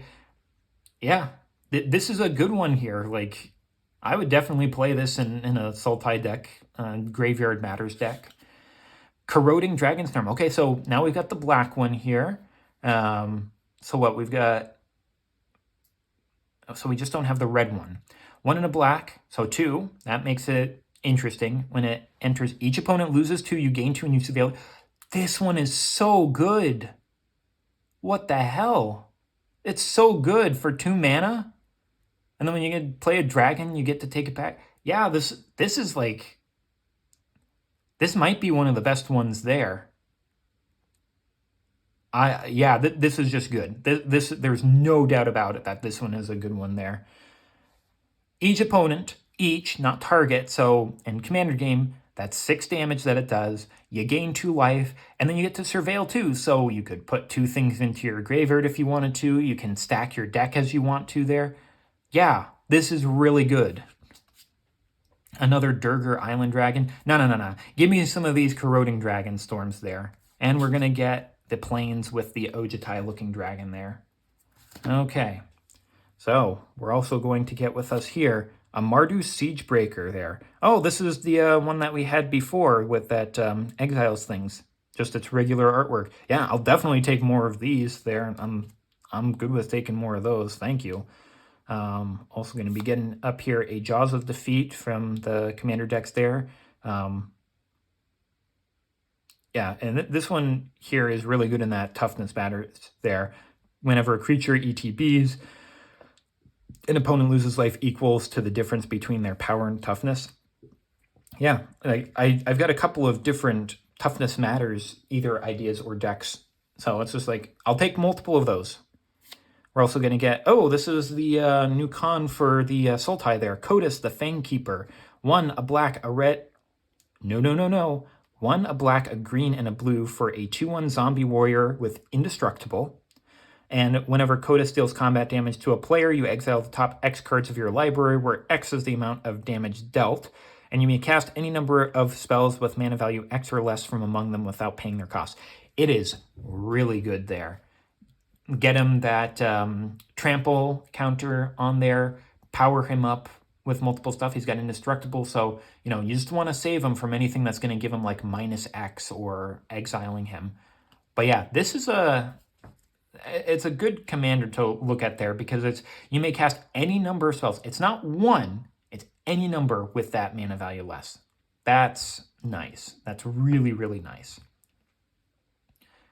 We're also going to get, another mythic here, Death Begets Life. 5, a black, a green, and a blue for a sorcery with destroy all creatures and enchantments, and you draw a card for each permanent destroyed this way. Incredibly nice card.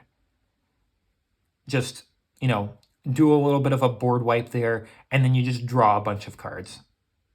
Yeah, I'm definitely going to be taking that one there. And for our final card, we're going to get United Battlefront. We're not really excited about that one there. Not quite as good. We're getting a illusory Reliquary Dragon and regular Dragon there, like we did before.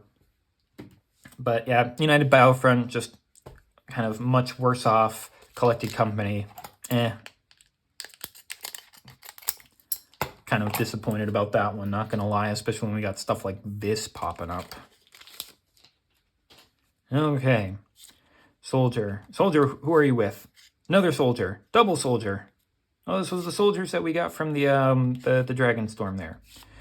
Cruel Truths, 3 and a black for an instant with Surveil 2, then draw 2, and then you lose 2. Not too bad. Salt Road, Pack Beast, 5 and a white, 4/3 beast with this costs 1 less to cast for each creature you control. When this enters, you draw a card. Get a whole lot of creature tokens out there. Cost 1 mana to play a 4/3 that lets you draw a card. It's not the worst thing ever. Meticulous Artisan, 3 and a red for a 3/3 Djinn Artificer with prowess. Yay, prowess. When this enters, create a treasure token. Ooh, that's nice there. I'm trying to think if this is good enough or not, but I'm going to say maybe not. Gurmag Nightwatch, another hybrid mana for our Namir, 2 or a black, and 2 or a green, and 2 or a blue for a 3/3 Human Ranger with, when this ETBs, look at the top 3 cards of your library. You may put 1 back onto your library, put the rest into your graveyard there. So you can fix what's on top if you want to do like a little miracle action there. But, it's getting some stuff into the graveyard for you. Oh, here's the last one there for us, the red one, Breaching Dragonstorm, and the most expensive, 4 and a red. When this enters, exile cards from the top of your library until you exile a non-land card. You may cast it without paying its mana cost if its spell value is 8 or less. If you don't... Okay. So you have to kind of know what you have, because you could really whiff with this. You could play 5 and just be like, yeah, I get this thing. So it really depends on what you're playing in your deck. Like, I definitely think, to me, the black one is the best because it's so cheap. You can play it recursively so much, and it does so much on it there. This one you could whiff a little bit there. I'm going to say the white one is definitely the worst one of just getting 2/2/2s, and that's it there for 4 mana. I think that this one is very situational. I'd probably put this as the 4th best one there, just because if you hit something that's less than 5, then, I mean, you kind of didn't really get it there. You didn't really hit. Let's see here. And then I'd probably put the blue one was the one that I think let you draw some cards and then discard a card there. I'd probably put that at the middle of just kind of generic, decent value. The green one, probably put in second place just because it thins out your deck, and then black one, like I said, is just the best one there. Veteran Ice Climber, 1 and a blue for a 1/3 human scout with vigilance.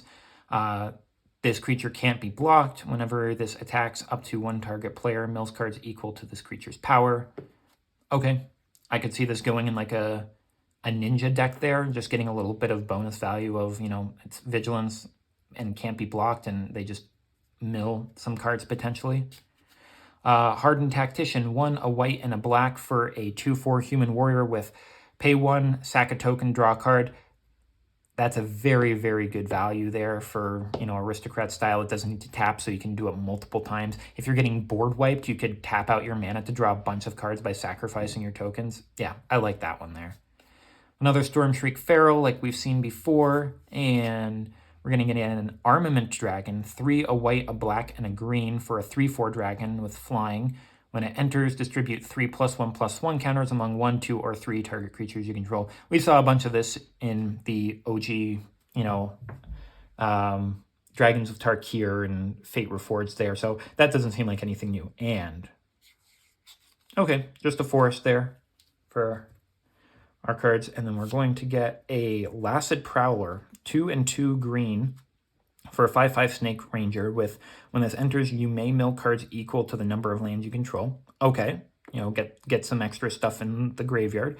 And then renew, 1 and a blue, exile this from your graveyard to put put X +1/+1 counters on target creature where X is the number of lands in your graveyard. Okay, yeah, it's decent there. Put it on your your Sipsig guy, whenever he was the new con there, Codis there, make him really big to get his stuff. Be nice. And Thundermane Dragon from the decks there, being able to look at your card at the top. You can cast creatures with power 4 or greater from the top of your library, and they get haste until end turn. Not too bad. Nature's Rhythm. This sounds familiar, but it's got Harmonized, so it must be new. Maybe I'm thinking of something else that sounds close to it there. X and 2 green for a sorcery with search your library for a creature card with mana value X or less, put it on the battlefield, then shuffle, and then you can harmonize for 4 green and X there. So, potentially tap something with a lot of power there, and you can get something big out. Not too shabby. Zurgo. So we've gotten Narset, who was, I don't know, maybe this just type of, the foiling of it made it mythic there or something. But, we've got Codis. So let's see, we got Codis, we got the Teamer one, we got Narset, we've gotten Zurgo. So I don't know if we got the Absyn one yet. Zurgo, Thunder's Decree. We haven't even gotten any of the dragons of those ones yet. I mean, we got Chico from this, but and the other ones there. But Zurgo, Thunder's Decree, a red, a white, and a black for 2/4 legendary Orc Warrior with Mobilize 2, which I believe when you attack, you put 2 red 1/1 warrior tokens out, I believe it is. And during your end step, warrior tokens you control have this token, can't be sacrificed. Okay, So that's really nice of getting rid of that there. It kind of gives a tiny fraction of Master Multiplied's effect there, but only doing it for warrior counters. Okay, and we're also going to get, okay, another mythic there. Perenation.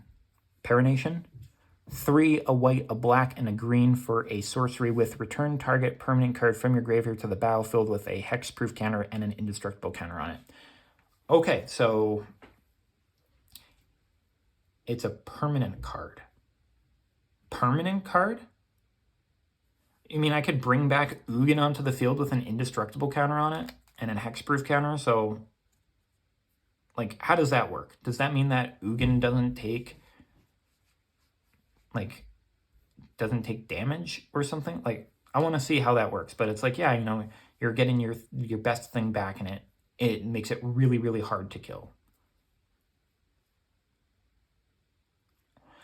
I could see it doing well. I mean, if there was a way to reduce the cost, that'd be great. But definitely not standard or any sort of those that you would want to use it in, since it is kind of slow enough there. Oh, getting a copy there, and a monk copy, monk with prowess. Jungle Hollow, the black-green, gain 1 lifeland. Teamer Devotee there. Okay, so we had the Jeskai one there. Mana fixes in with getting the Teamer colors, just its defender there. Storm Shriek Feral. So this is just a regular version of the card there. Piercing Exhale, 1 and a green for an instant with, as an additional cost to cast this, you may behold a dragon. Target creature you control deals damage equal to its power to target creature or planeswalker. If a dragon was beheld this way, you surveil 2. Okay, that's nice. I like it. Good removal. Gurmag Rakshotha, 4 and 2 black for a 5/5 demon with menace, and when this creature enters, target creature an opponent control gets -2/-2 until end of turn, and target creature you control gets +2/+2 until end of turn there. A little bit of removal there. I'm surprised because the Rakshotha, I believe, are supposed to be like cat demons in OG Tarkir. So did that kind of change or something like that? I'm a bit disappointed with that there, because it does feel like it's going against a little bit of the lore with that. But it's a little bit too slow to use, so who kind of cares at that point? Delcaven Pack Beast, 2 and a white for a 0/4 Vigilance with Mobilize 3 there. I mean, if you use it with Zergo, you get, you know, a defender, and you get your 3 warriors that don't get sacrificed. Rite of Renewal, 3 and a green for a sorcery with return up to 2 target permanent cards from your graveyard to your hand. Target player shuffles up to 4 target cards from their graveyard into their library. Exit Rite of Renewal. Okay, so you can get rid of 4 things in someone else's graveyard if they're looking to do graveyard shenanigans there, or you could put 4 of your own stuff. That's fine. Teaming Dragonstorm, we had this one already. It's the worst, my choice for the worst one there, the 2/2 white soldiers. Runescale Stormbrood, Mr. Menace, the one that I think is going to be really good because it's only 4 for the creature with a decent pump effect there, but it's got the counterspell attached to it. Oh, there we go. We are getting the Foil Eye. It's a new one there. I wish that this was the red one since it's so good there, but it's a new one at the very least, and we got the foil on it there. That's a good one there. That's a really, really nice one. Man, now we only need, what, the black one to finish up our little collection there? Yeah, that's nice. Okay, good one in the pack, and we're going to get our Quarry Steel Cutter. 1 and a red for an artifact enchantment with a cryptid creature gets +1/+1 and has trample and haste. That's not too bad. And it also gets Flurry. Whenever you cast your second spell each turn, create a 1/1 white monk creature token with prowess, and you may attach this equipment to it. You mean this white monk creature token with prowess? Huh. Interesting. So this is what I see. You play Quarry Steel Cutter, and then you play your second spell. It creates the monk, which then you can attach this to. It gives that monk trample and haste, so you're able to attack in with the 2/2 if you really want to. I don't think it's that bad. We're also going to get Aligned Heart from the commander decks there. Rally counters on it there for every time you play your second spell, creating a bunch of monks with a lot of monks with prowess there, so it goes along with that Aligned Heart there.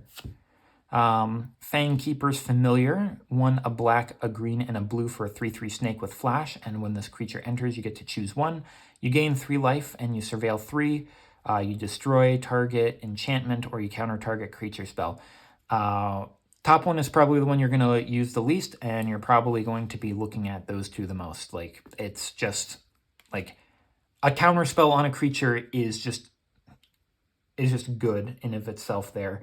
Or, you know, targeted removal on an enchantment, which is generally the hardest thing to get rid of there. We're also going to have a Dalkoven Encampment. A little bit of zoomed in there. So the Mardu version of it there. So like we said with the Jeskai one with the red there. So when this enters, tapped unless you control a swamp or a mountain. You can tap it for white. And for 2 and a white, you can tap it to whenever you attack this turn, you create 2 1/1 red warrior creature tokens. They're tapped attacking sack at the beginning. So yeah, I mean, with Zergo, this is pretty decent because for 3 mana, you get 2 more bodies there that don't sacrifice at the end turn there. But I definitely like the Jeskai one more than that. And for a big one there, we're going to get, another Narset. Okay, so we can confirm that because of the treatment there, it's mythic. Because this is a rare version of it there.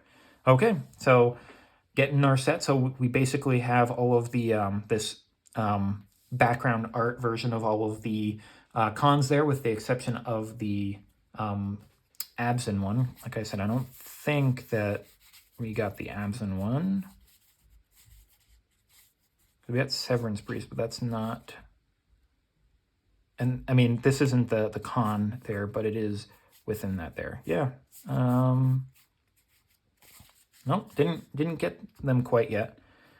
Okay, moving on to the very last pack. I mean, we've already gotten like some pretty good stuff there, so I'm not going to complain there. Like, this might be the most expensive card in the pack there, but I mean, like, Ugin and Elspeth foiling is just so good of a value too. All right, Spirit and Spirit there. What are you going to give for us today?